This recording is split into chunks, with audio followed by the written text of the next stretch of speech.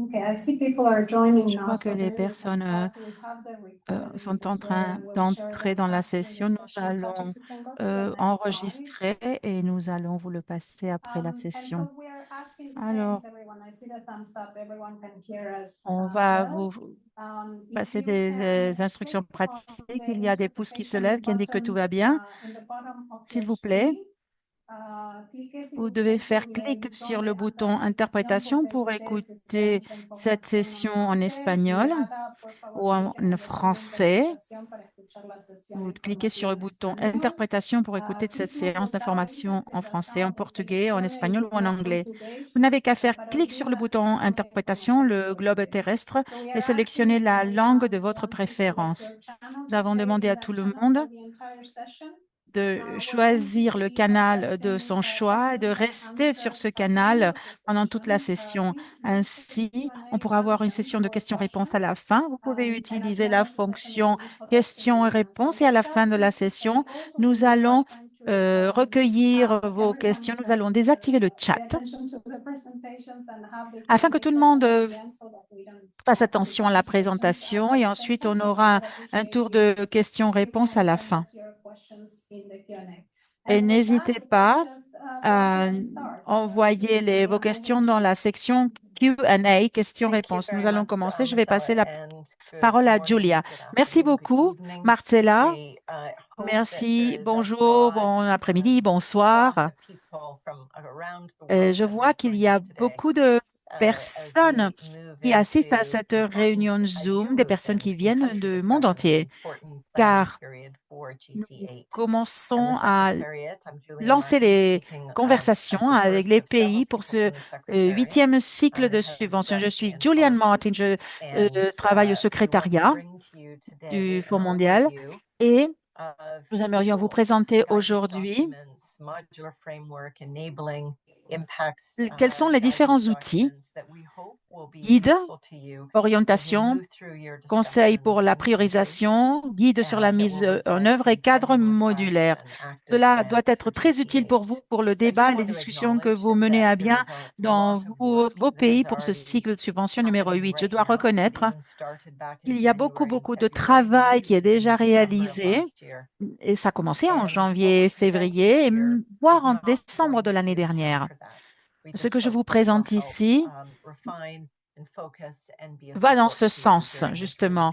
Nous avons voulu affiner et faire du focus sur les questions les plus importantes dans ce sens. Nous allons passer à la diapositive suivante. Voyons quelles sont les mises à jour des orientations en matière d'investissement et du cadre modulaire. Différentes personnes vont intervenir. Je vais faire une brève présentation et ensuite on passera la parole pour mieux connaître sur les orientations d'investissement et le cadre modulaire. Les bases. On va revenir aux basiques. Lors du huitième siècle de subvention, il y a des questions clés. D'abord, la soutenabilité, un programme durable et des transitions efficaces. Et la priorisation programmatique. Il y existe différents éléments. Donc, il faut favoriser ces 6 changements stratégiques clés qui ont lieu au huitième cycle de subvention. Vous le voyez à droite de votre écran. Les 6 orientations stratégiques du GC8. D'abord, définir des voies de transition, faire progresser la hiérarchisation des programmes, accélérer l'intégration, mettre en avant les systèmes communautaires et leur financement et développer et optimiser les ressources nationales. Les 3 éléments qui sont encadrés de rouge sont très importants dans la mise en œuvre pays. Le premier ou le deuxième changement, c'est surtout sur les allocations des fonds et comment cela a été mis en place.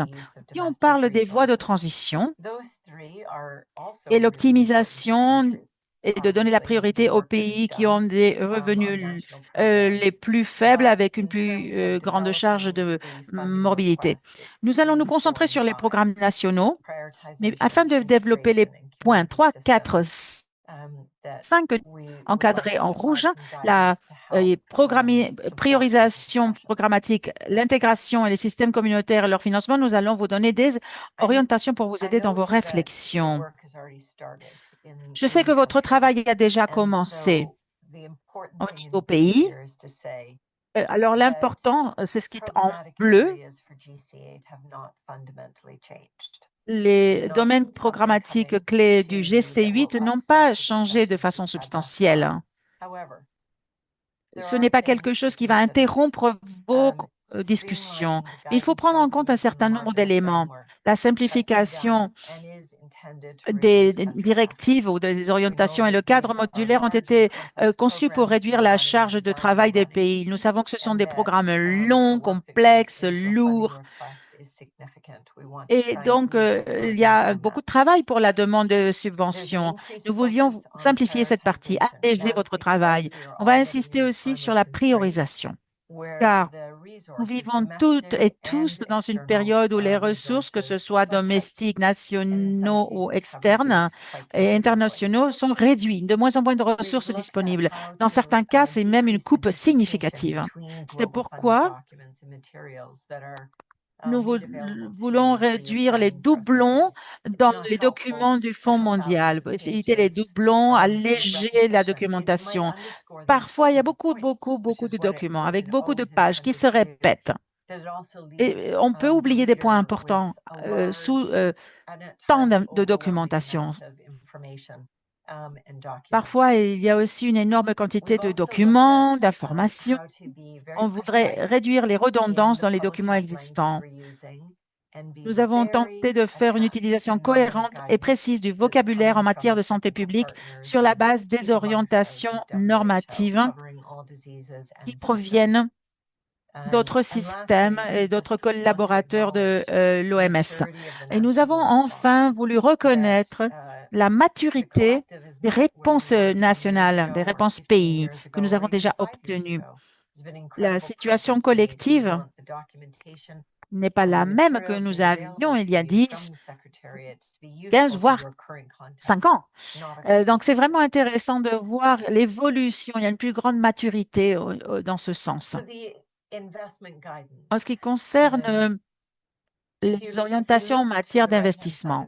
Donc, utilisation du guide d'investissement. Dans la partie de droite de votre écran, vous avez HIV, tuberculose, paludisme et RSSH.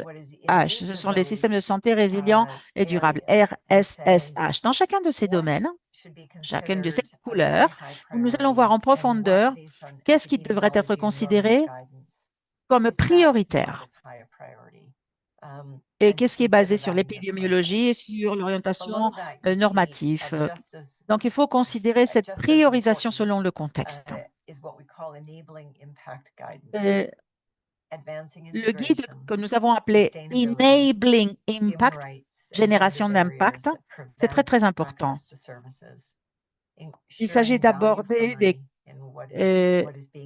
thématiques de genre, de égalité des genres, des carrières qui empêchent l'accès. Il faut prendre en compte aussi le climat dans nos programmes. Et enfin, nous avons le cadre modulaire. Ce sont les trois domaines que nous allons analyser aujourd'hui. Trois éléments stratégiques dans le cadre modulaire qui sont prioritaires, ils sont donc compris dans le cadre modulaire. C'est une source d'information très riche, mais nous utilisons maintenant la même terminologie dans tous les documents, les mêmes orientations, les mêmes idées, les mêmes critères et les mêmes priorités. Donc, il dit ici, ce que nous voulons faire, c'est une plus grande simplification. Alors, je vais passer maintenant à Michael Byrne, qui va nous parler des systèmes et ses orientations autour de ces trois axes et des trois maladies. Ces orientations que vous avez sur le site web sont très similaires. Ça commence par des messages transversaux qui parlent du contexte général pour le VIH ou pour les droits humains, pour le genre et qui proposent des définitions sur les populations affectées Et ensuite, on parle des priorités, des approches de hiérarchisation ou de priorisation et considération par intervention, qu'est-ce qui est considéré et qu'est-ce qui ne l'est pas. Et il y a aussi une partie sur les produits sanitaires. Matériel de référence pour chacun des documents des orientations. Et nous souhaitons que ces documents soient vivants, qu'ils soient mis à jour. S'il y a de nouvelles données, s'il y a de nouvelles orientations techniques, ces orientations, ces guidelines devront être mises à jour pour que ce soit facile pour vous de les télécharger. Et nous allons passer la parole à Michael, qui peut nous donner quelques détails sur ce triangle inversé. Merci beaucoup, Julia, et bonjour à tout le monde. Nous allons maintenant parler des changements stratégiques qui sont intervenus, pourquoi nous avons mis à jour ces orientations d'investissement afin de nous adapter aux nouvelles réalités auxquelles sont confrontés les pays actuellement. Nous allons garder notre focus sur la mission du Fonds mondial pour combattre le VIH, la tuberculose et le palu. Je m'appelle Michael Byrne. Je suis le chef du conseil technique et du département de partenariat. Si nous voyons les nouvelles orientations, voici la structure pour les orientations sur priorisation pour le VIH, tuberculose et palu, et pour le RSSH et pour l'impact, pour générer l'impact. C'est une structure très similaire pour les trois maladies. Nous avons des messages transversaux qui se recoupent pour chacune de ces maladies et les orientations correspondantes qui sont déjà publiées. Nous avons un résumé de priorités par maladie et pour les systèmes RSSH, l'approche de priorisation par intervention qui contient la plupart des axes par pays en détail. Et enfin, nous avons les références et des considérations sur les produits sanitaires et les ressources qui permettent d'inclure les outils des partenaires pour les décisions pays, pour aider à la prise de décision dans les pays. Dans nos orientations, nous avons changé le nom. Ça s'appelle orientation de priorisation pour le cycle 8, pour le VIH, la tuberculose et le palu, et RSSH. En suivant un peu le cycle 7, donc tout ce qui avait été publié pour le cycle de subvention numéro 7.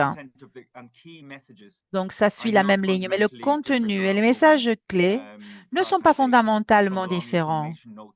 Il y a donc une priorisation du programme. Nous avons mis tout ceci dans la ligne des notes d'information qui ont déjà été publiées. Cela n'aura pas tellement d'impact au niveau des dialogues nationaux, mais nous souhaitions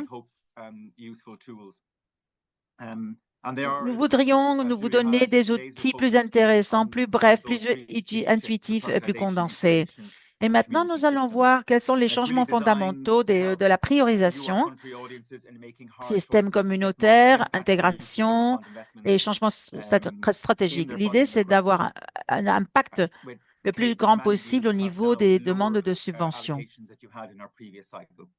Parce qu'il faut tenir compte du cycle précédent. Un grand nombre de vos pays avancent beaucoup pour le GC8 et arrivent à mieux intégrer la priorisation des systèmes. Ici, le plus important, c'est ce qui nous attend, le chemin à parcourir et voir comment les parties prenantes de nos pays pourront contextualiser ces orientations. Il faut avoir le contexte. Vous aurez le soutien des équipes pays du Fonds mondial et des partenaires financeurs. Nous n'avons pas le temps ici d'analyser tout le contenu, mais j'aimerais seulement vous donner une idée générale de l'approche de priorisation qui a été adoptée. Je vais vous présenter de façon rapide ce qui est disponible sur le site web et que vous avez à votre disposition. Diapositive suivante. Alors, nous allons diffuser ces orientations dans différents événements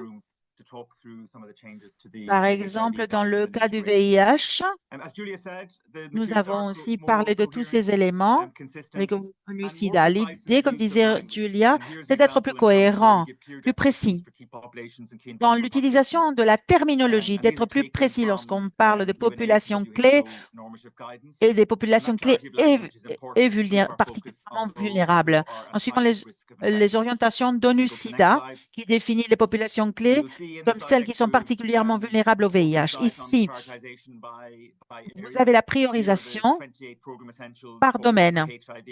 Il y a 28 éléments essentiels de programme pour le VIH.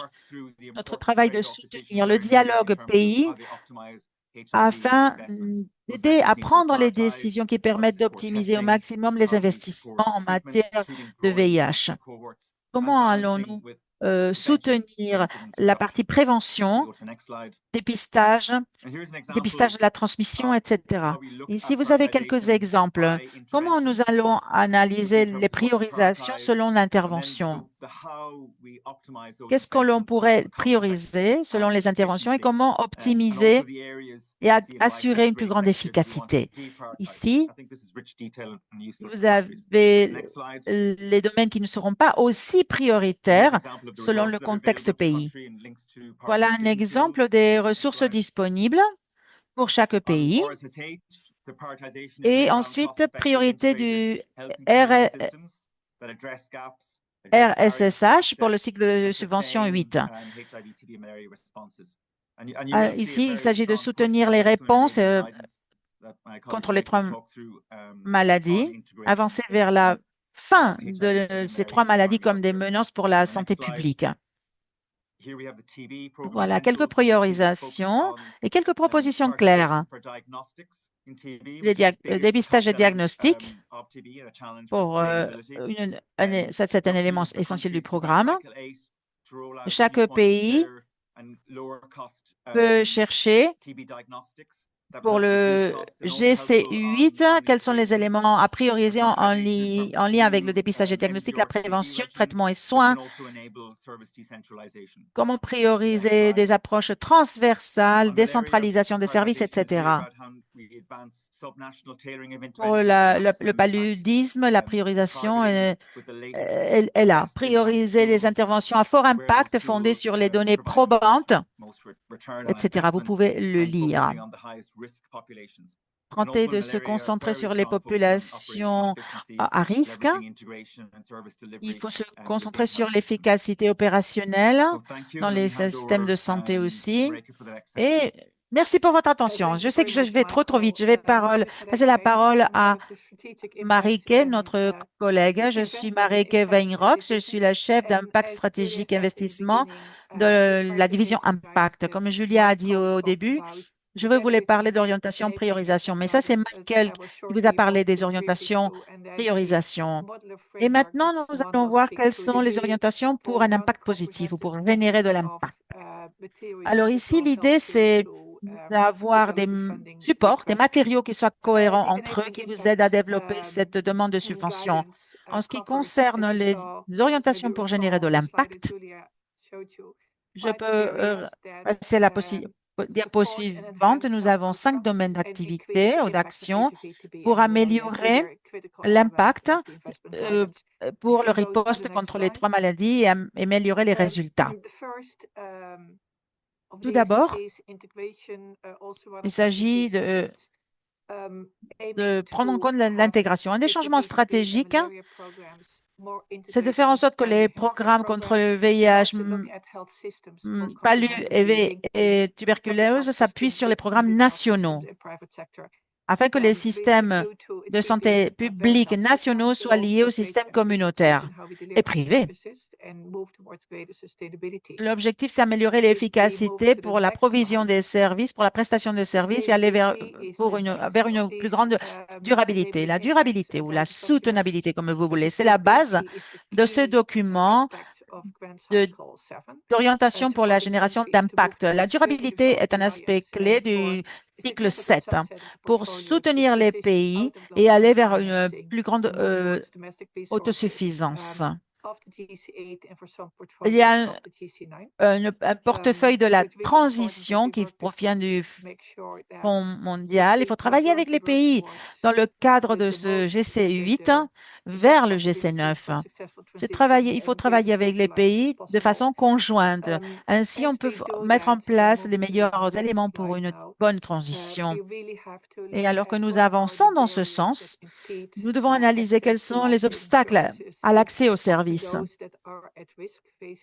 Souvent, il y a des barrières très connues par rapport à l'accès aux services de santé, genre, droits humains, stigmatisation, discrimination. Ça, c'est des barrières très importantes. C'est difficile d'accéder au système de santé dans ces cas de figure. Il y a aussi pour des personnes qui sont soumises à un fort niveau d'infection, c'est important de s'orienter pour pouvoir générer de l'impact dans ce GC8. Il faut équilibrer les ressources. On a un cadre d'optimisation des ressources. Il faut trouver un équilibre entre l'efficacité, l'équité et l'efficacité au moment d'allouer les ressources. Nous avons des ressources limitées, nous le savons, dans un grand nombre de pays dans ce GC8. Et enfin, je reviens vers Julia. Pour favoriser l'impact, insister sur le climat et la santé, les facteurs climatiques et de santé qui sont étroitement liés. Comment nous adapter de façon collective et atténuer le changement climatique et son impact sur la santé. Je vais donner la parole à Souman, qui va nous parler du cadre modulaire. Je sais qu'il y a beaucoup de collègues qui travaillent au niveau technique dans cette réunion qui pourront répondre à vos questions. Merci beaucoup, Malike. Bonjour à tout le monde. C'est un vrai plaisir de voir tant de personnes qui se sont joints à nous. Je m'appelle Suman Jain. Je suis dans l'équipe de mesure du département d'assistance technique et de partenariat du Fonds mondial. Et j'aimerais commencer par une très simple question. Combien d'entre vous, vous vous êtes battus pour vous assurer que les budgets, les activités et les indicateurs soient alignés et continuer à respecter les exigences du Fonds mondial? C'est un vrai défi, n'est-ce pas? Pour cette raison, nous avons ce cadre modulaire. C'est un cadre central, une structure centrale où sont réunies toutes les orientations et tous les documents dans les différents domaines de programme. Le résultat, c'est que tous les documents d'orientation sont alignés avec le cadre modulaire. Le cadre modulaire, à quoi ça sert? Cela sert à garantir que la priorisation des pays enracinés dans les plans stratégiques nationaux soit une réalité, que l'on puisse prendre en compte les besoins émergents et le fonds financement disponible, que tout cela se traduise en de vrais investissements, de budgets clairs et des résultats mesurables. Les investissements peuvent se traduire dans des résultats et dans les différents domaines de programme et entre les pays.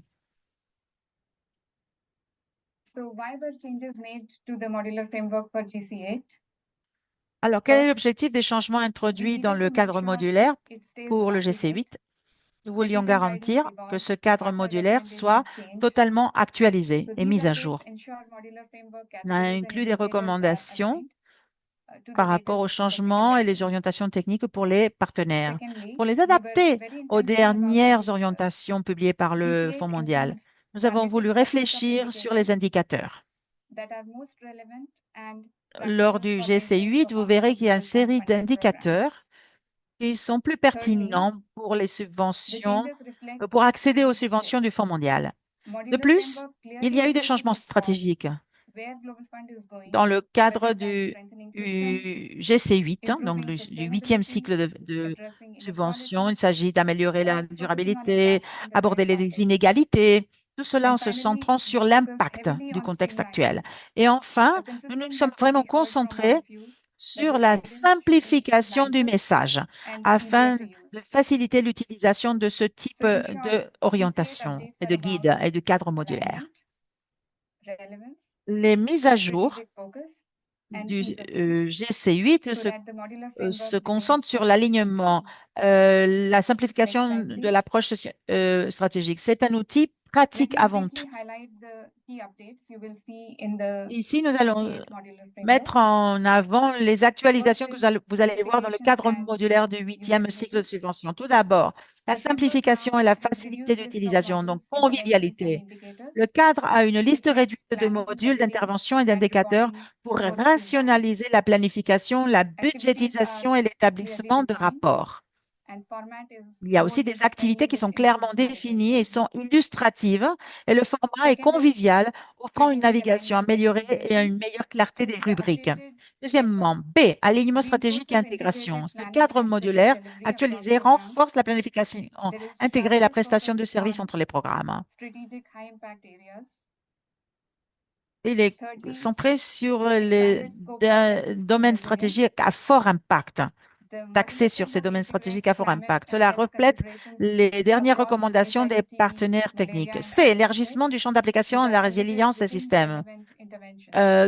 Ensuite, on intègre les considérations relatives au climat et à la santé. Ça renforce le rôle d'autres aspects du renforcement des systèmes de santé. Et enfin, D, genre et droits humains, en sachant que les barrières, les obstacles à l'accès aux services sont transversaux et ont des répercussions sur l'équité en matière de santé au sens large. Les modules d'intervention liés aux droits humains et à l'égalité des genres ont été transférés dans les sections consacrées aux maladies spécifiques et vont vers le volet système de santé résilient et durable, RSSH. On transfère tout cela vers le RSSH. Si on le compare au GC7, le cadre modulaire 8 présente une réduction significative du nombre d'interventions et d'indicateurs, ainsi que des modifications linguistiques. Il y a 41% de diminution des interventions et réduction de 26% des indicateurs. Les interventions sont passées de 196 à 116. Les indicateurs sont passés de 208 à 154. Alors, 31% de réduction. Il y a une réduction de 23% dans le nombre de modules, 41% de réduction des interventions et 26% de réduction des indicateurs. Vous le voyez résumé ici. Comment est-ce que l'on a pu réaliser tout ça? Même s'il y a une réduction du nombre de modules, d'interventions et d'indicateurs, ce qui est essentiel n'a pas changé. Les activités sont mieux organisées et définies. On a évité les doublons, les chevauchements et les descriptions sont plus alignées par rapport aux dernières orientations de l'OMS. On a insisté sur la prestation de services intégrés, par exemple. Les indicateurs de l'OMS sont alignés avec nos orientations du Fonds mondial. Certains ont été publiés l'année dernière. La prochaine fois, je vous expliquerai les changements. Mais là, on parle du cadre modulaire tuberculose. 4A, une nouvelle intervention a été ajoutée. De nouveaux indicateurs de la tuberculose pour la 8e édition des directives cliniques, NPOC, parmi les cas notifiés, dépistage par NPOC. Mise à jour des catégories de ventilation afin de les aligner sur les dernières orientations et les besoins en matière de notification. Concernant le paludisme, premier changement, 5 interventions liées à la distribution de MII sont regroupées dans une seule intervention. Donc, moustiquaire avec insecticide. C'est une seule intervention maintenant. Il y a 2 indicateurs de distribution de MII, moustiquaire traité à l'insecticide, qui sont regroupés dans un seul indicateur. Et on a ajouté 2 nouveaux indicateurs de résultats pour cet accès au MII et l'IPTP pour le traitement préventif trimestriel. Concernant le VIH, Il y a 8 modules de prévention qui ont été regroupés en un seul module de prévention du VIH. On a gardé quelques interventions spécifiques à chaque groupe cible, tandis que plusieurs autres ont été regroupés pour réduire le nombre d'interventions. Les services de dépistage différencié du VIH ont été simplifiés, passant de 9 à 3 interventions. Les indicateurs de couverture pour les groupes cibles sont maintenus.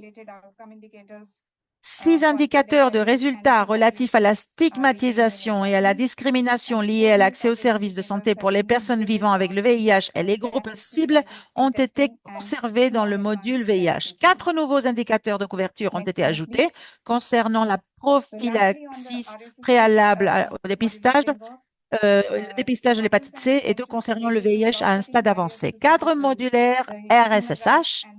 Les modules d'intervention liés aux obstacles transversaux à l'accès aux services, inclus dans le RSSH, sont bien inclus ici. Malgré l'augmentation du nombre de modules, le nombre d'interventions est resté inchangé. Les indicateurs de couverture composite ont été remplacés par des indicateurs simples, mesurables et faisant l'objet de rapports réguliers. Et enfin, l'indicateur AQ de laboratoire, LAB3, a été divisé en 3 selon le type de test, un par maladie. Et c'est là que je vais passer de nouveau la parole à Marcella. Merci beaucoup. Merci, Saman. Merci, Suman. C'est formidable. Nous avons déjà quelques questions que nous avons reçues. Et donc, je vois qu'il y a d'autres questions qui entrent. Nous allons prioriser les questions et afin de faciliter les réponses. Mais n'hésitez pas, ne soyez pas timide. Nous allons ajouter ici les questions. Nous allons essayer de répondre du mieux possible. Je vais lire les questions à voix haute afin que les interprètes puissent les traduire en direct pour toutes les personnes qui ne suivent pas dans le canal anglais. Je vais les lire. Et ensuite, je vais passer la parole à Michael pour qu'il puisse répondre à certaines de ces questions. Alors, pour les interventions qui sont classées selon leur coût-efficacité dans différents contextes, est-ce que les interventions sont classées selon leur coût-efficacité ou sont basées sur quels critères?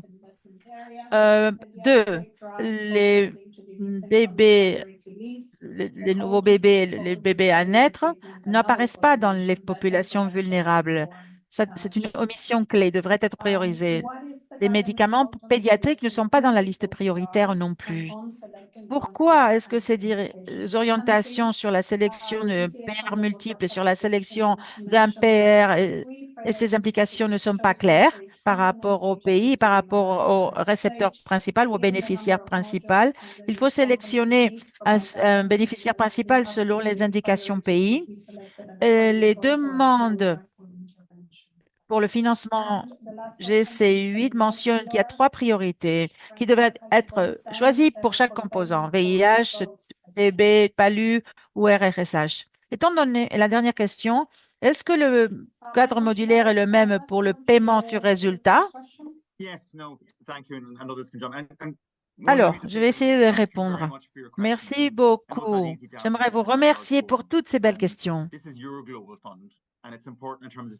C'est votre fonds mondial. Il est à vous. Et c'est la réunion où on peut vraiment prendre en compte vos doutes et vos questions. L'idée, c'est de vraiment vous soutenir au niveau des pays et fomenter des stratégies nationales plus efficaces. Ce qui est important ici, même si on ne peut pas répondre à toutes les questions, c'est que, en fait, tous ceux qui travaillent au niveau des pays, dans les États et dans les équipes de pays, ou dans le mécanisme de coordination de pays, MCP, vous avez un contexte spécifique dans chacun des pays. Il faut travailler avec vos équipes techniques, avec votre assistance technique dans vos pays respectifs. Nous sommes ici pour vous aider. Votre équipe spécifique connaît mieux le contexte que les autres. Par rapport aux interventions, on ne les classe pas selon leur efficacité de coût. Dans ces orientations, nous avons différentes priorités pour chaque maladie et RSSH. Par exemple, il y a des parties fondamentales pour le programme VIH. Ce qui est important, c'est de voir comment le mécanisme de coordination du pays, le MCP, peut connaître les vrais besoins, quels sont les domaines prioritaires pour ce pays dans les 3 prochaines années, pour la prochaine période triannuelle. Ceci peut correspondre à la performance passée, voir comment le Fonds mondial peut vraiment intervenir en fonction de vos fonds nationaux. Il faut peut-être prioriser le VIH, faire de la valeur ajoutée. Tout ne doit pas rester dans un silo pour la partie VIH. Donc, ça bouge. Il faut améliorer la connexion avec la médecine primaire, améliorer les systèmes de santé nationaux et mettre la réponse globale aux problèmes de santé dans chaque pays. Donc, c'est par domaine. Si nous analysons chacune des interventions, les listes d'interventions, vous verrez que dans ces interventions, ce que nous espérons, c'est de faire une priorisation. Et comment ces interventions peuvent être optimisées? C'est des termes qui sont souvent répétés. Là, on pourrait parler d'efficacité au niveau du coût, certes, coût-efficacité, ce qui peut être dépriorisé. Il n'est pas seulement mineur. Il faut aussi prioriser par rapport aux besoins spécifiques des pays. Le plus important, c'est cette partie, voir comment définir les priorités programmatiques. Comme l'a dit Julia, le changement fondamental, c'est de favoriser la soutenabilité, l'autosuffisance. Il faut penser de façon holistique dans le cadre des investissements du Fonds mondial et améliorer l'utilisation du financement domestique ou national. Deuxième question. En mettant à jour ces orientations, on a voulu être plus précis. C'est les termes de santé publique que nous utilisons vraiment. Ce ne sont pas les termes utilisés par le Fonds mondial lorsqu'on parle de population clé ou population vulnérable. Ce sont des terminologies, des termes qui proviennent de l'OMS et de UNAID. On veut standardiser le vocabulaire. Ceci n'est pas peut-être cité dans nos orientations, mais on veut utiliser la même terminologie.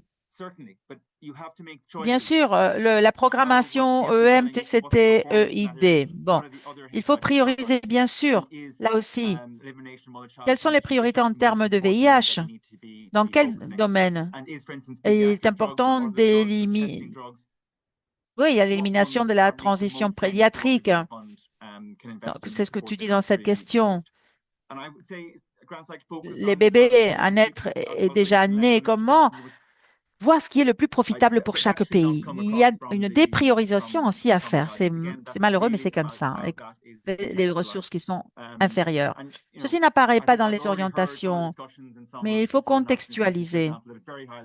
J'ai vu de nombreux pays, par exemple dans les pays d'Afrique du Sud, où ils considèrent qu'il y a des éléments qui sont moins prioritaires. Mais d'autres pays ne le considèrent pas ainsi. Que ces cohortes sont très importantes et que, par exemple, ça doit être déployé. Par exemple, le lenacapavir avec une meilleure couverture, on peut mieux prévenir le VIH. Il faut contextualiser les orientations selon les priorités de chaque de vos pays. Le Fonds mondial insiste sur la priorisation. Nous le répétons à chaque fois, mais les décisions viennent au niveau pays et au niveau de vos plans. Je vais m'arrêter là. Je vais donner la parole à quelqu'un d'autre pour les autres questions. Merci. Michael, quelqu'un d'autre souhaite répondre à ces questions? Oui. Pour la première question, excusez-moi, mais je suis d'accord avec ce que vient de dire Michael. Mais nous avons le coût et l'efficacité du coût et la rentabilité du bénéficiaire principal. Mais il y a aussi le coût pour les autres. L'efficacité. Nous devons mesurer l'efficacité de l'impact. Et là, le coût peut être élevé. Le pays doit analyser en détail les coûts afin d'améliorer l'équilibre à l'échelle de la qualité des services qui sont proposés. Merci beaucoup, Julia. Alors, la question numéro 3, anonyme, sur la sélection de multiples récepteurs ou bénéficiaires principaux et la sélection d'un bénéficiaire principal et l'implication des pays. Oui, Perfect. Thank you so much, Priscilla. And good vas-y. morning, good afternoon to Merci everybody. beaucoup, Marcella. The guidance note on the Bonjour selection of à toutes PR et à is now tous. available online. It is in Dans our la note d'orientation sur comprehensive la policy note for sélection funding requests and des grant making. bénéficiaires principaux And there, multiples, it'll ou be PR very en anglais, explicit on what the PR selection process eh is like. bien, ça sera It is très company explicite owned, par rapport au processus but de you will see sélection de from the ces PR aux allocation letters that the bénéficiaires Global Fund Fund principaux. release recommends streamlining, C'est les pays implementation to qui the vont le extent faire, hein. possible to Mais make vous l'avez lu maximum déjà dans les use of lettres funding for de these demande. programs. On Thanks. peut maximiser l'utilisation du financement pour les programmes visant à combattre les maladies. Merci, Natacha. Et il y a quelqu'un sur le chat qui a posé des questions. Pour la question numéro 4,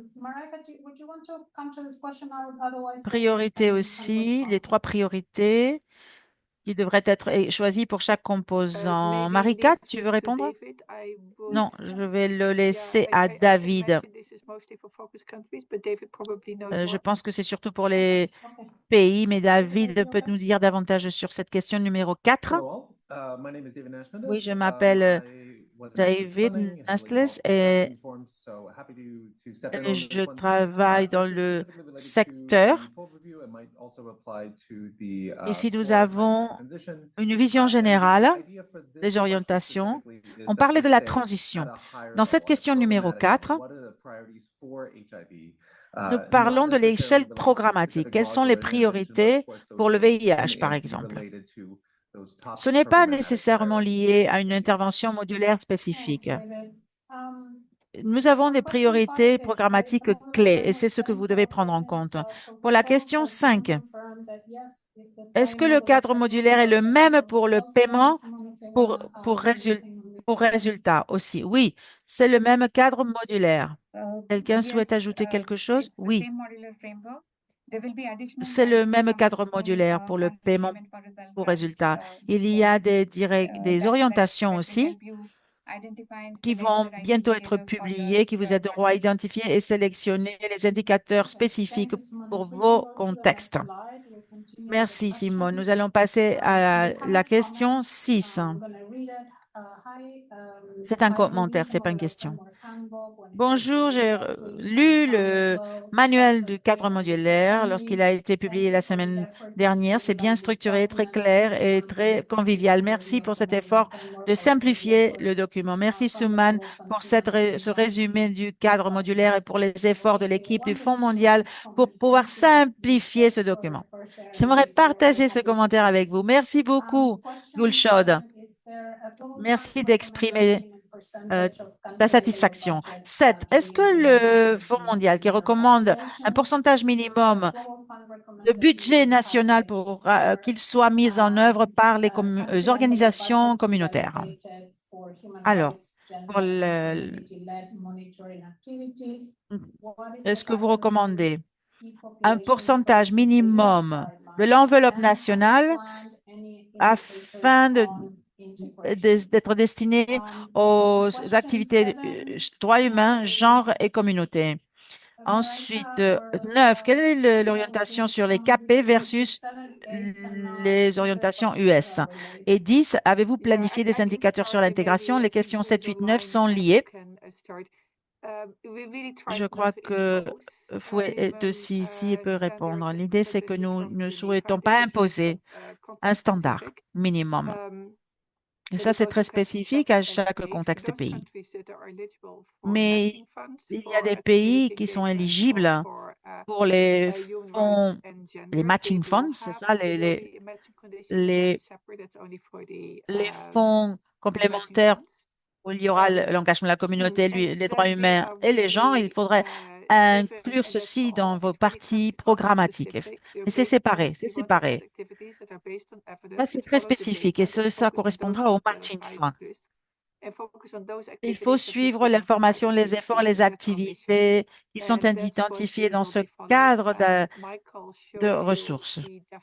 Michael a présenté la définition que nous utilisons maintenant pour les populations clés et les populations clés et vulnérables pour les 3 maladies. Voilà les définitions du Fonds mondial. Ce ne sont pas des définitions qui ont été développées par nous, mais par nos partenaires techniques, et c'est ce que nous utilisons ainsi que les organisations internationales. On les a inclus dans les orientations de priorisation. Ça, c'est la terminologie qui est utilisée et afin que tout le monde se comprenne. Merci, Malika. Quelqu'un d'autre? Sinon, on peut passer à la question 10. Avez-vous planifié ou prévu des indicateurs sur l'intégration? Je vais donner la parole à Souman. Oui, le cadre modulaire inclut quelques exemples d'indicateurs d'intégration, mais bien évidemment, l'intégration dépend de ce qui est intégré.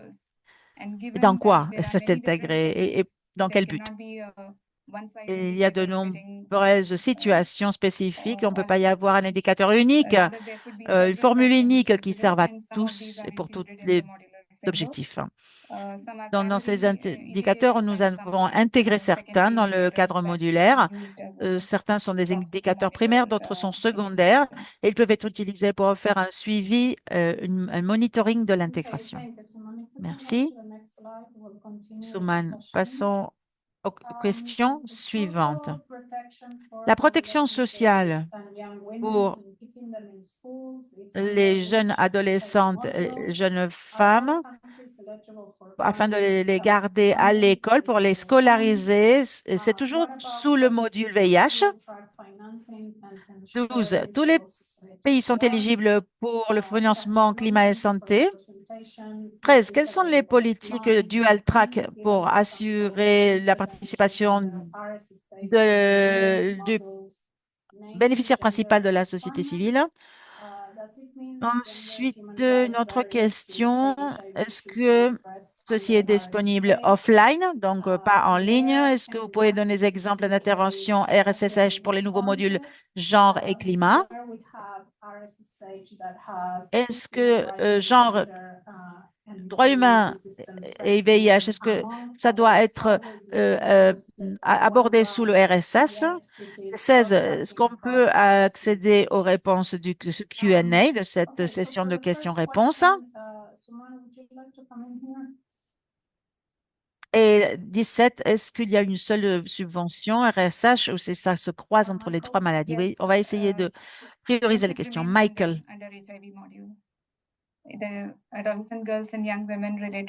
Oui, c'est sous les modules VIH. Pour les jeunes femmes et les jeunes filles, ça se garde sous le module d'intervention VIH. Protection sociale aussi pour ces femmes et ces jeunes filles. Est-ce que tous les pays sont éligibles pour le financement climat et santé?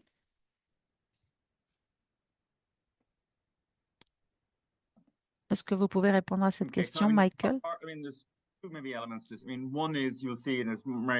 Bon, et là, il y a 2 éléments.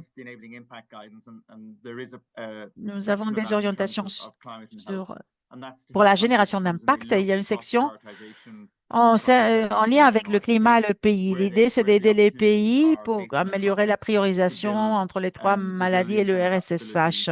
Il y a des opportunités afin de mettre en avant la résilience et l'adaptabilité au climat ou l'adaptation au climat dans le cadre de leur stratégie de santé. Il y a des pays qui se sont associés dans une initiative en cours.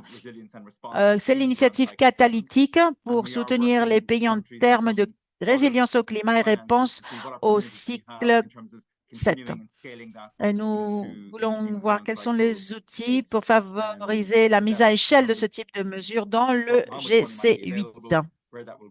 Combien d'argent sera disponible, etc. Ceci est en cours d'étude. Il faut envisager si c'est important de continuer ce travail qui a été réalisé lors du cycle 7 et voir si on peut avoir des fonds additionnels lors de ce cycle 8 afin de répondre à ces questions de climat et santé. Merci beaucoup, Michael. Sur la question précédente, sur les femmes adolescentes, la femme et les adolescentes et les jeunes filles. Alors, est-ce que toutes les activités sont toujours dans le cadre du module VIH et prévention VIH? Et que se passe-t-il avec ces politiques de financement dual track, double, qui incorporent la participation de la société civile, les bénéficiaires principaux, etc. Donc, les organisations de la société civile. Dans le Fonds mondial, nous avons un esprit, l'esprit du financement de double voie, dual track. Ça peut être mis en œuvre de façon différente. Le récepteur principal, ça peut être le ministère de la Santé ou des fournisseurs de services. Ça dépend du contexte de chaque pays, ce financement dual. Et selon qui est le leader de ce processus? C'est le MCP, le mécanisme de coordination pays, qui mène ce processus. Est-ce que ceci est disponible offline? Oui, cette présentation sera partagée avec vous à la fin de cette session Zoom. Est-ce que vous pouvez donner des exemples d'intervention RSSH pour les nouveaux modules climat-santé? Michael, tu veux répondre? Yeah. Oui. Good to see me. I mean, one example, if I remember from the Un RSA, exemple looking, for instance, in the que support that je we have in peux countries in terms of their évoquer health ici sur governance, RSSH, looking in terms of c'est voir given quel what's est le happening soutien que around nous the continent, apportons au those pays en countries, matière de particularly countries like gouvernance, en Mozambique, in terms matière of de some of the santé. challenges it's had in terms of Dans cyclones, certains how pays, that's comme au impacted Mozambique, and disrupted certains de ces des supplies to défis, c'est faire HIV face aux various cyclones. services. Et It's comment how the l'impact des strategic cyclones a vaccine support strategic interrompu policy development of the les country and its services partners de lutte contre under le the RSA VIH et le modules, paludisme. so that Comment the aider le country pays dans is ces setting cas strategic priorities de that catastrophes make it more naturelles, climate dans le cadre de leur resilient, planification while des also modules supporting, for example, RSSH, some of its afin que le pays infrastructure work and some établisse of des its key priorités health stratégiques policies et to devenir ainsi plus be résilient au climat. to depend more on Et qui renewables and permettent wind aussi que resources, les principales which fonctions de has la proven santé to be more dépendent des resilient in times sources when d'énergie climate policy has been renouvelables, a central car elles sont plus priority on résilientes that. lorsque, par And exemple, if il y a you, I mean, it's important, and I des coupures encourage all of you to d'électricité. open up the website and walk through the C'est document. You important can just search vous some words encourager like climate or à on consulter le site web. adolescent young Vous women as verrez well, des exemples and you'll see pratiques where it's mentioned under various sur les modules and questions du initiatives. climat, mais sur les jeunes femmes et les jeunes filles aussi. Vous avez des exemples d'interventions de modules très variés. Merci, Michael. Un autre exemple sur le genre pour la question suivante. Je ne sais pas si Michel veut répondre. Oui. Merci beaucoup pour cette question. Je vais vous donner juste un exemple d'une intervention en matière de genre dans le cadre du RSSH. Par exemple, pour prévenir la violence contre les jeunes femmes et les filles. C'est très pertinent dans le contexte d'incidences fortes du VIH. Il y a des services intégrés pour lutter contre la violence domestique et des soins post-viol, et ceci est inclus dans les orientations. Pour la question suivante, est-ce que les barrières en matière de droits humains ou genre par rapport au VIH pourraient être abordées sous le RSSH? Oui, il y a des barrières transversales qu'on pourrait inclure dans les RSSH et ce dans le cadre des 3 maladies. Il y a des barrières spécifiques aussi selon les maladies. Et ceci correspond à la subvention selon la maladie spécifique. Est-ce que tu pourrais, Michel, répondre à la question 17? Oui. Et je reprendrai la 16. Je pense que c'est très précis cette question. Lorsque on a la partie RSSH et les barrières liées aux droits humains, le genre et les systèmes communautaires, alors ça peut être une intervention qui est dans des budgets de différentes subventions et différents bénéficiaires principaux. Donc, on peut les regrouper. Mais ça doit être très, très spécifique à chaque contexte et s'adapter aux réalités du pays. Merci beaucoup. Quelqu'un souhaite ajouter quelque chose, Souman? No, I think it's fine. Michelle has Non, responded. c'est bon. Michel a bien répondu. Et maintenant, pour les réponses de cette discussion, nous avons l'enregistrement et la présentation PowerPoint sera disponible pour vous après la session. Donc, nous avons les enregistrements, les réponses, et nous allons passer à la diapositive suivante. Nous avons d'autres questions que vous pouvez lire ici. Les organisations de la société civile et les priorités des communautés. L'orientation nous demandait d'identifier 20 interventions principales en reconnaissant la nature transversale des activités en réseau dans le système de renforcement du système communautaire et de CLM, c'est-à-dire monitoring dirigé par la communauté. Y a-t-il des orientations pour classer ces interventions? 19. Le nouvel indicateur tuberculeuse pour la population clé et vulnérable, KPV, le lien avec la protection sociale. Le défi clé, c'est de définir un dénominateur clair. Il y a un manque d'identification standardisée des KVP, des populations vulnérables clés. On pourrait se baser sur le dénominateur de patients PT, évalué pour les besoins de protection sociale. C'est plus objectif et plus facile à mesurer. Il y a beaucoup d'indicateurs dans le cadre de performance qui ne sont pas appropriés pour notre programme. Y a-t-il des orientations pour savoir combien d'indicateurs au moins sont nécessaires pour les inclure dans la proposition? 21. Le focus du programme de prévention change pour améliorer l'efficacité basée sur les évidences, notamment dans l'identification des personnes HVI positives. Quels sont les indicateurs qui reflètent le mieux ce focus amélioré au niveau du résultat de diagnostic? Et dans le cadre de performance, est-ce qu'il y a un indicateur standard pour cela? 22. Nous pouvons proposer des activités de transition selon RRCSH juste pour une maladie ou il faut les prendre en compte les trois en même temps? Michael, je ne sais pas si tu veux répondre. Pour les CSO et les communautés. Question 18. Je ne sais pas si Michel pourrait répondre. Oui, très rapidement. Non, il n'y a pas un ranking ou un classement particulier sur l'organisation ou classer les interventions. Ça, c'est très, très spécifique au pays. Les pays doivent classer les interventions. Et nous avons un cadre de maturité au niveau des systèmes de communauté, mais ce n'est pas une orientation en tant que telle. Merci, Michel. Question 19. Est-ce que quelqu'un peut commenter quelque chose à ce propos? Michael? Oui. Merci beaucoup. Nous sommes mis d'accord sur ces indicateurs avec nos indicateurs partenaires. C'est des indicateurs qui sont liés à la contextualisation.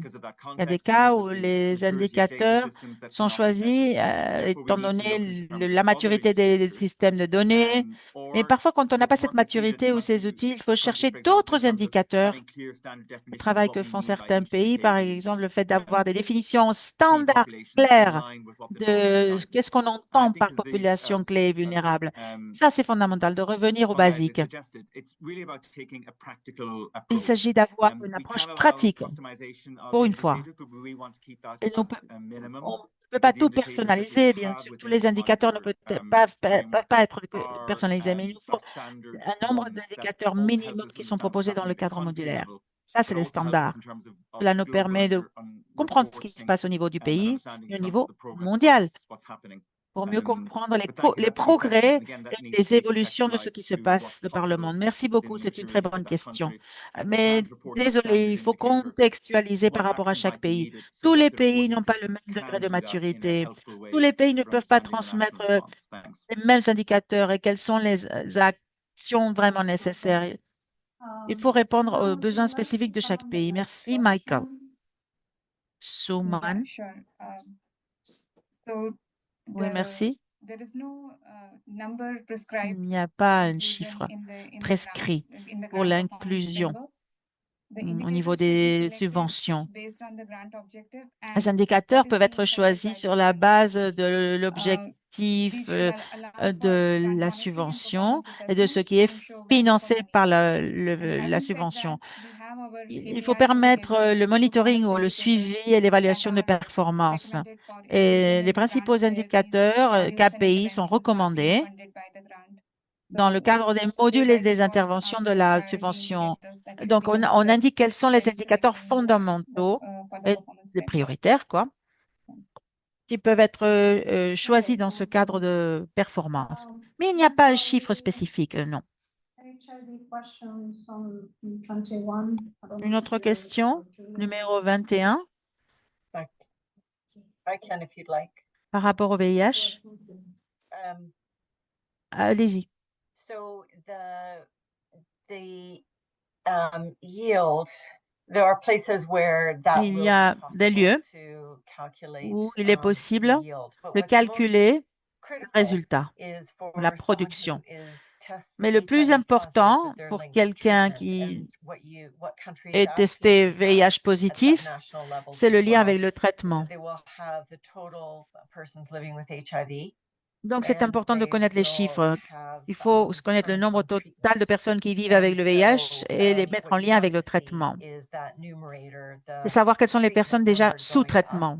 So if Et you là, don't on a see un that going up numérateur, and yet you're le nombre de seeing personnes traitées. HIV test Si on voit positives, que ce chiffre as you said, as a standard n'augmente indicator, pas, si on ne voit then que seulement there's le a chiffre, problem. le nombre de It's either personnes linkage VIH positives, mais on ne or voit with pas who le you're nombre de personnes testing accédant au and traitement, some là, il y a un that problème. actually Il faut les it's lier quite a parce complex que area. parfois, on fait beaucoup And de if dépistage your de VIH, context is mais struggling on with n'offre this, I pas le think it's a great traitement. opportunity to On reach n'a pas le out. chiffre de personnes Personal traitées. support, either to the On a le technical chiffre de partners personnes with UNAIDS vivant avec le or within the VIH. secretariat. We Donc, have il faut resources vraiment to help être en work contact through. avec les ressources du But secrétariat du Fonds I mondial appreciate the ou question les because it partenaires de shows that people are l'UNAIDS. trying to Mais il y a des use ressources pour data cela. C'est une très bonne to the question. best Les of gens their essaient d'utiliser abilities les to données try and make progress. So thank you. du mieux possible pour avancer. Mais il faut bien avoir des classifications des données. And I did react earlier to this question. Oui, And je voulais considering répondre à cette question aussi. we've had so much discussion in terms Nous avons eu tellement de discussions transition. au Fonds mondial par rapport And à I la think stepping transition. back in terms of, before in terms Et of on a how you tellement à faire. looking at transition Et pour activities, revenir un seems petit peu au thème de la to transition, state that comment on a particularly organisé les RSH activités de in transition, HIV, TB, and malaria. surtout pour les A lot of the work orientations that we're doing in this RRSH cycle, pour VIH, tuberculose et is to palu. support Lors country du capacities 8e cycle de to subvention, move our l'idée de transition soutenir les further into capacités du pays self-reliance. afin d'avancer, A de number of les aider countries à already à have avancer vers la decided over transition co-financing in et our aller cycle vers l'autosuffisance. 8 Dans un certain and nombre de in pays, nous voyons qu'il y 9. aura une transition à I la guess it's a good fin question de when we cette discuss at country level. I think it's also subvention du to Fonds define for mondial that lors du particular cycle country 8. what do C'est we très, mean très by intéressant au what niveau des needs pays. to Il be faut transitioned. définir quand If you un look at the pays guidance, there's a lot of spécifique emphasis va in faire la relation to transition. Que doit looking at that faire ce particularly in pays au terms of niveau de la HRH transition? costs. Si nous And the analysons global fund has les to move away coûts, from covering recurrent c'est là specific needs que to move on to ça se passe. Il y but a des also coûts what's more récurrents. effective.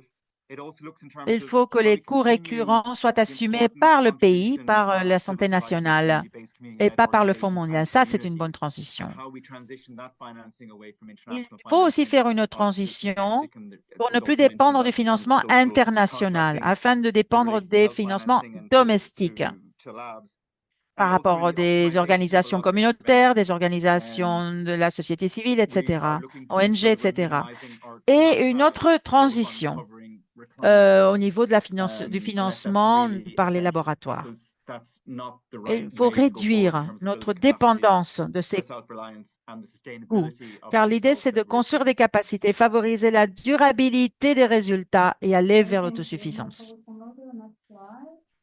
Nous allons continuer. Y a-t-il des orientations sur le plafond conseillé en termes du nombre d'indicateurs de couverture dans le cadre de performance GC8 par module ou globalement? Le contexte pour cette question, dans le cycle 7, il y avait les cadres de performance pour les subventions de 3 maladies qui devaient couvrir plus de 30 indicateurs de couverture et de 10 à 12 indicateurs de résultats impact. Ceci demandait beaucoup de collecte de données, vérification, analyse, reporting, etc. Excusez-nous, mais le son est entrecoupé, on ne l'entend pas bien, Marcella. Il y a 24 nouvel accent mis sur l'impact des événements climatiques et les systèmes de santé dans le cadre RSSH. Le son n'est pas bon, excusez-nous. D'ailleurs, son micro est fermé. Question suivante, 25. Si l'effectivité au niveau des coûts n'est pas le critère, sur quel facteur doit se baser le secrétariat du Fonds mondial pour définir les priorités dans ses documents d'orientation? 26. Est-ce que les nouvelles orientations vont prendre en compte l'information sur la transition et le partage des coûts avec les gouvernements? 27. Les activités de transition sous RSSH sont permises pour juste une maladie ou cela recouvre les 3 maladies? Ça a déjà été répondu. 23. Qui c'est qui répond? Sure. Souman, tu I souhaites partly prendre la responded parole? this for the earlier question, but just would like J'ai to add, répondu en it's very partie, difficult to propose a general mais ceiling j'aimerais ajouter across que c'est different très countries difficile and de different proposer contexts cette when the grants limite have maximum ou different ce objectives plafond ou ce and seuil par rapport aux budgets différents that are pays, parce que les allocated subventions ont to different différents interventions. objectifs et différents budgets selon What les interventions. we suggest is you look at Nous suggérons holistically about what that grant is trying to achieve and include c'est que key ceci indicators soit considéré holistiquement. according to Qu'est-ce that. que cette subvention souhaite Indicators should allow us faire? to monitor Et the donc grant, inclure les should indicateurs allow us to assess selon the performance ces objectifs of à the key atteindre. interventions that are included in there Ces indicateurs sont choisis pour faire un suivi de la subvention, pour évaluer la performance des interventions clés et intervenir sur les budgets pour optimiser les ressources dans toutes les interventions avec ce niveau de financement. En bref, nous ne prescrivons pas un plafond. C'est les pays qui doivent en discuter entre les équipes pays. Quel est l'ensemble d'indicateurs pour chaque subvention? Oui, dans une subvention combinée avec les 3 maladies et le RSSH, il y aura un ensemble plus long d'indicateurs. On vous en informera. Une question pour Michael. Investissement, climat. Oui, le nouvel accent est mis là-dessus, comme Marika l'a dit. Ceci est prévu dans les orientations de génération d'impact. Il y a des éléments pour atténuer l'impact des événements climatiques sur les 3 maladies. Mais comme je dis toujours, c'est spécifique au contexte. Il faut garantir la sécurité sanitaire et il faut éviter les coupures d'approvisionnement des médicaments, par exemple, et des services. Tout cela dépend du programme de la réponse nationale qui est le plus important pour vous. Donc, évitez la coupure des services et des fournitures. Ceci doit être basé sur les évidences, bien sûr. Donc, c'est des priorités nationales qui tiennent en compte le climat. Il faut prendre en compte les résultats de performance dans le passé dans ces domaines spécifiques. Il y a aussi des stratégies nationales qui doivent être alignées. Et dans de nombreux cas, il faut analyser par exemple la préparation à la pandémie. Comment on peut mesurer le progrès du point de vue de l'investissement?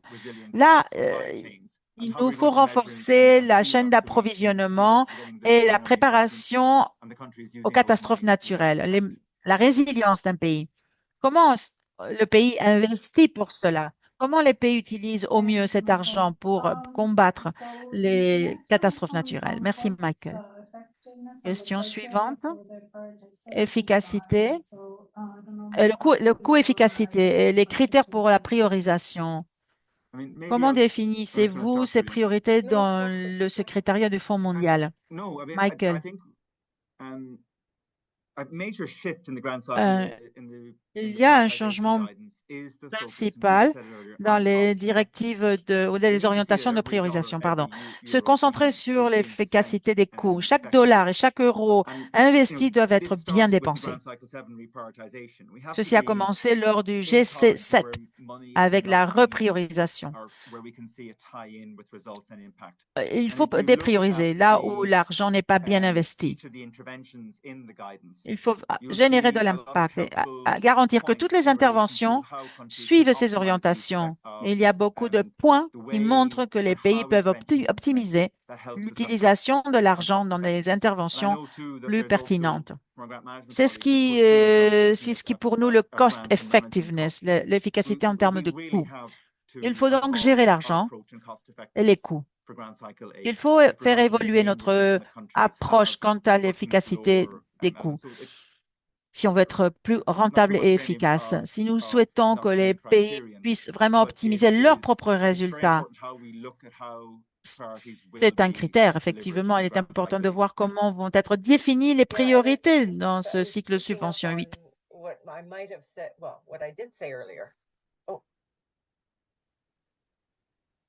On revient un petit peu à ce qui était dit tout à l'heure. Allez-y, on vous entend. Je pensais que je n'étais pas déconnectée, merci.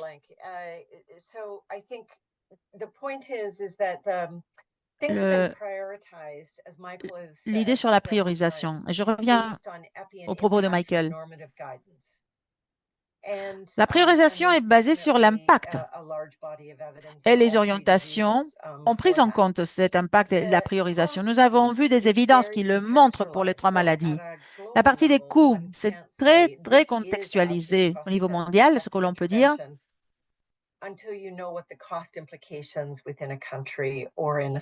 C'est que les interventions cherchent à être efficaces au niveau des coûts, certes. Mais il faut voir si cela n'a pas des répercussions négatives sur la population. Il faut que ce soit une intervention efficace du point de vue des coûts, mais si c'est très, très, très cher, peut-être que c'est trop cher et pas assez efficace. Comme disait Michael, le pays doit essayer d'avoir une approche simplifiée et économe pour primer les interventions qui ont des preuves et des évidences que l'impact est atteint. Merci. Question suivante. La transition et le cofinancement. Nous avons un document qui va être publié bientôt qui vous informera sur la transition et le cofinancement. Le partage des coûts avec les gouvernements et autres. Je vais essayer de partager le document avec vous. Diapositive suivante. On peut partager le lien. Pouvez-vous partager le lien pour les orientations de sélection des bénéficiaires principaux?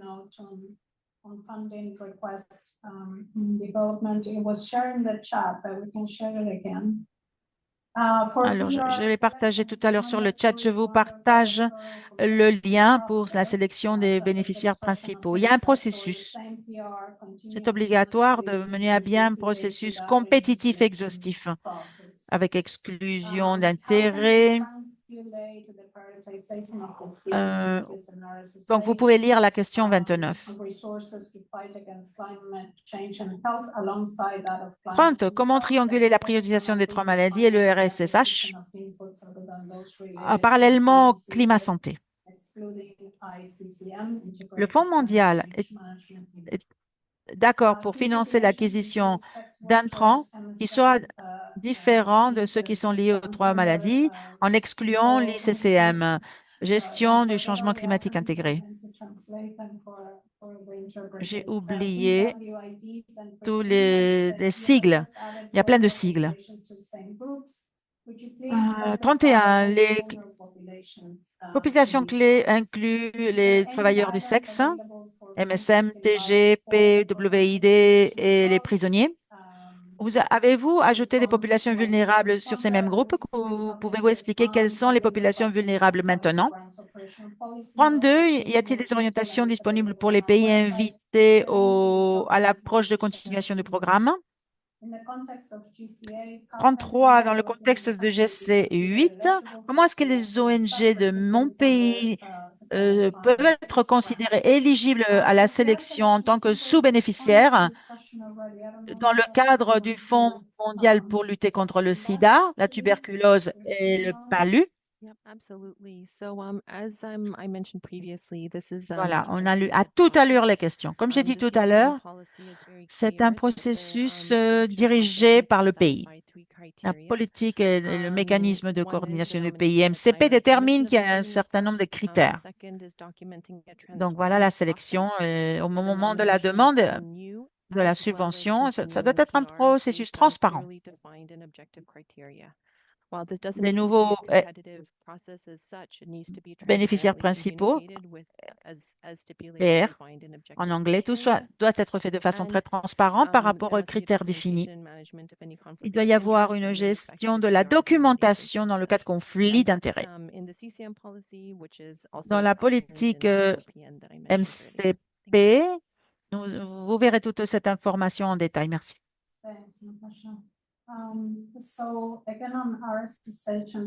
Merci, Natacha. Michael, je pense que tu as déjà répondu à certaines de ces questions. Yeah. Pour cette question, Michael, oui. Ici, le point important,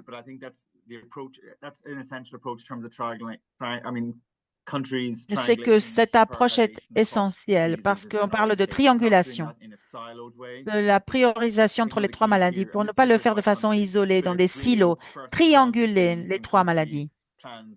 Cela dépend de chaque pays, bien sûr, mais ceci est très présent dans les planifications nationales et les stratégies nationales pour englober les trois maladies, les maladies infectieuses et comment le pays se positionne en termes de santé et de résilience.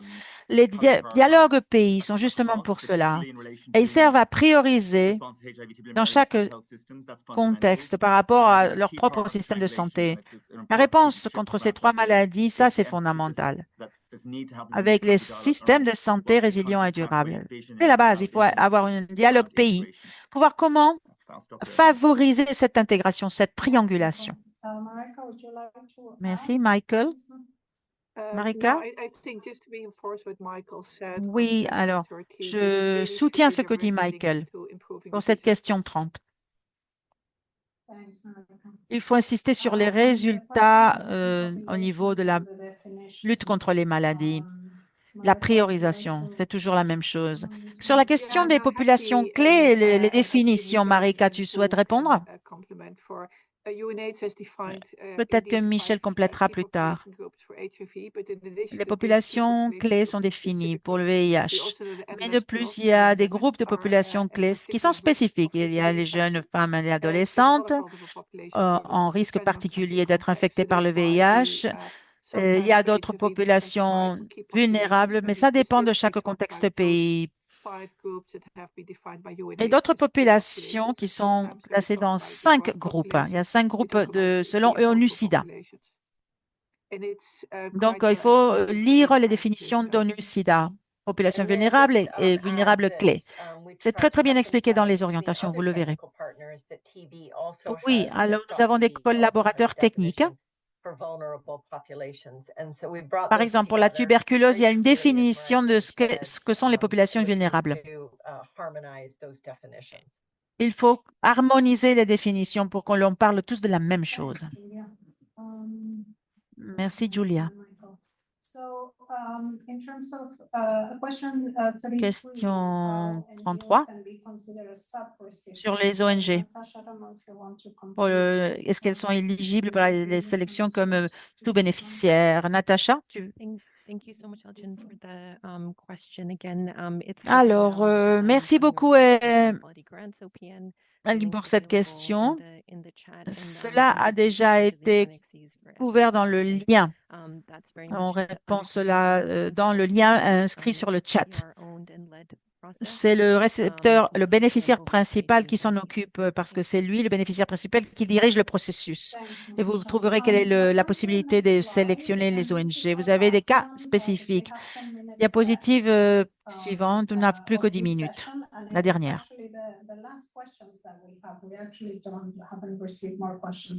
Donc, nos dernières questions. Nous n'avons pas reçu d'autres questions, donc on respecte bien les temps impartis. Pour les modules droits humains, genre dans le composant RSSH du cadre modulaire, il y a c'est seulement un seul indicateur proposé lié au viol. Est-ce que les pays peuvent proposer d'autres indicateurs pour les droits humains et genre s'ils le souhaitent? 35. Concernant les indicateurs, nous devrions utiliser une définition d'indicateur universel pour faciliter le reporting en utilisant des outils conventionnels, notamment maintenant lorsque les services des populations clés sont intégrés dans l'outil de système de santé. 36. Dans le design des modèles intégrés des 3 maladies sous le GC8 et la mobilisation de ressources, comment on peut accommoder stratégiquement la partie de peer outreach workers, travailleurs servant les populations clés, le personnel communautaire pour la tuberculose et les volontaires pour le palu. Dans les pays à forte prévalence des maladies, comment renforcer les réponses, être équitable et renforcer ces réponses menées par les communautés? 37. Digitalisation.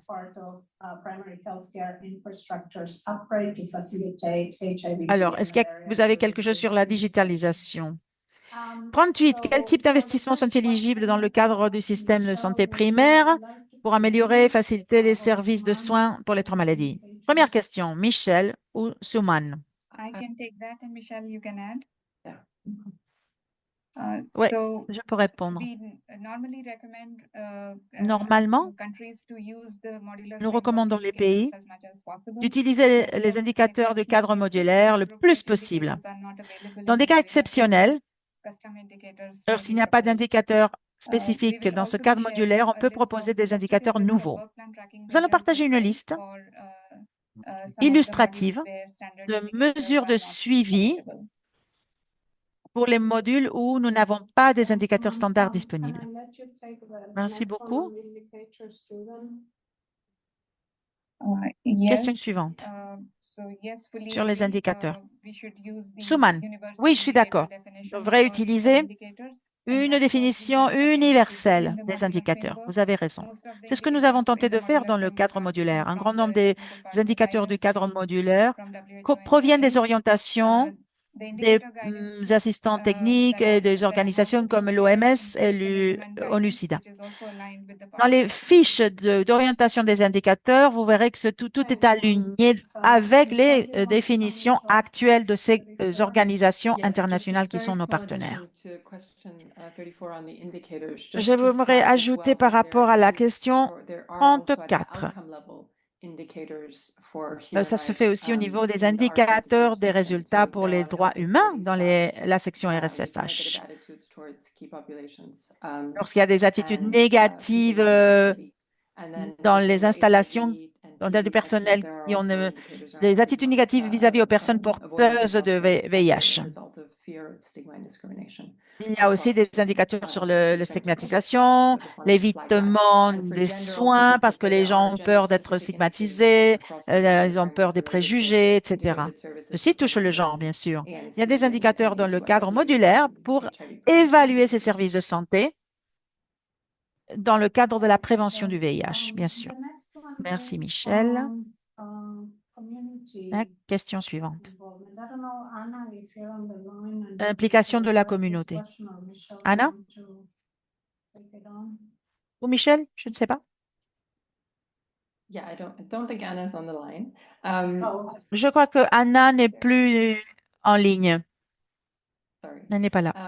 So for this one, we would encourage countries to ensure that Pour peer encourager les cadres are pays, integrated oui, within the formal cadre, à where soutenir where les possible. travailleurs, Peer cadres, pour of course, we want intégrer to vraiment attract les travailleurs demand sociaux, les generation. travailleurs médicaux, So to les find ways volontaires, les to bénévoles de la expand communauté, among pour qu'il y ait plus the d'interaction avec les integrated professionnels, cadres.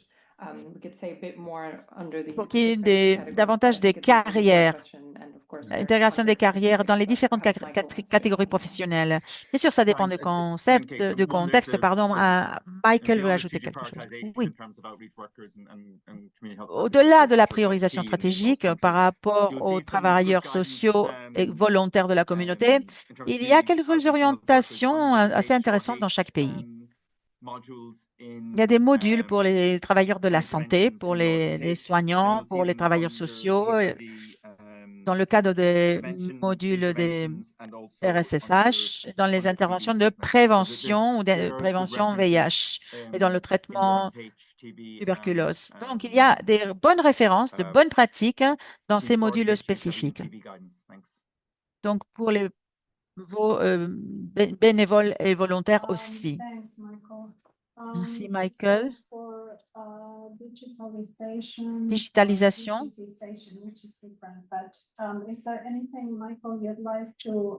Michael, tu souhaites dire quelque chose sur la digitalisation?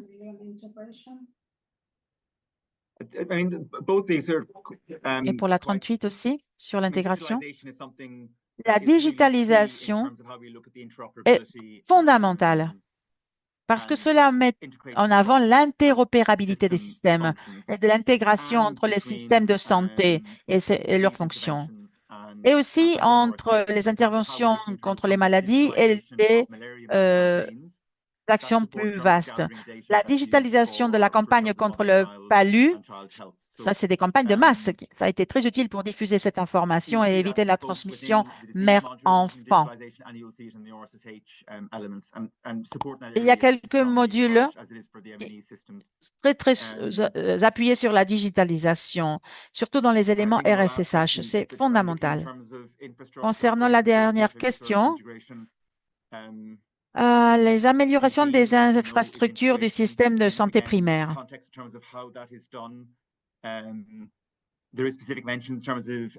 Cela dépend aussi du contexte. Il y a une mention spécifique en termes des infrastructures par rapport au climat. La solarisation, les panneaux solaires, par exemple. Parfois,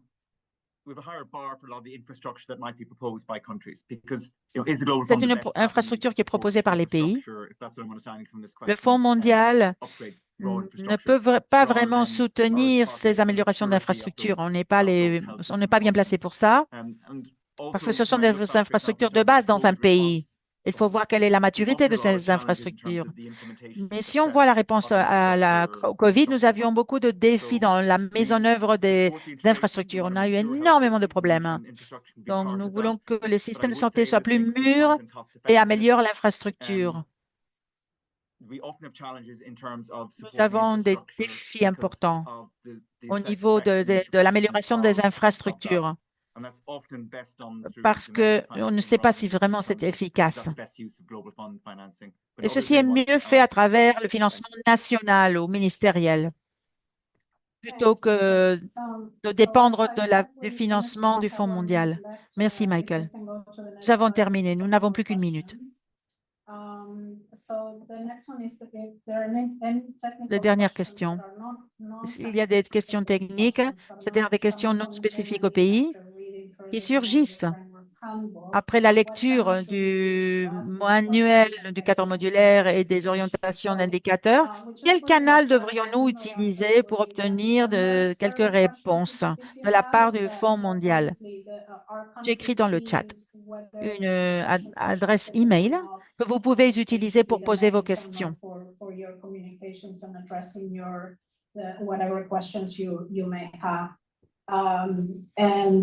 Vous pouvez contacter votre contact pays, dans votre équipe pays, contactez-le. Nous allons partager toutes les informations en général avec vous pour vous aider. Dernière question. concernant l'impact du changement climatique sur la santé. Le Fonds mondial priorise les pays qui tiennent ceci en ligne de mire. Je travaille dans un pays où il y a beaucoup d'inondations et de sécheresses. Si vous êtes intéressé par ceci, je vous encourage à lire les orientations d'atténuation et l'effet sur la santé. C'est dans les orientations pour générer les impacts et des modules qui peuvent être mis en place pour cela. Merci beaucoup à toutes et à tous. Merci aux interprètes, merci aux participants. Merci pour vos questions. Nous avons une petite enquête. Répondez, s'il vous plaît. En une petite minute, vous aurez le temps de répondre. S'il y a d'autres questions, n'hésitez pas à poser toutes vos questions à vos membres de l'équipe pays. Nous allons partager cette présentation et l'enregistrement et nous serons attentifs à vos questions et hésitations. Merci beaucoup. À bientôt.